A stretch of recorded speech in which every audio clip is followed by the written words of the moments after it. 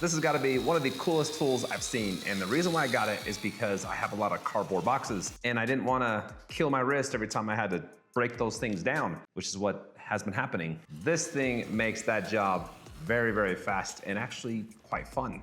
First off, it's pretty lightweight. It's got a safety switch, so if you hit the trigger, nothing happens. You have to push this down, and then you got power. It comes with a charger that just plugs in the very back, and just that plugs into the wall. And then it has an extra blade, which is pretty easy to change out. Just take that screw out with the flathead, pop that out, pop this one in, and screw it back in. So cutting cardboard is just a breeze. I can take down a big old bike box in seconds and enjoy the process along the way. It's pretty awesome. But this can do much more than just cut cardboard. It can cut carpets, rope, leather, and paper, up to 1/4 of an inch. So I got this little envelope, and I'm just gonna slice it right now. Check it out.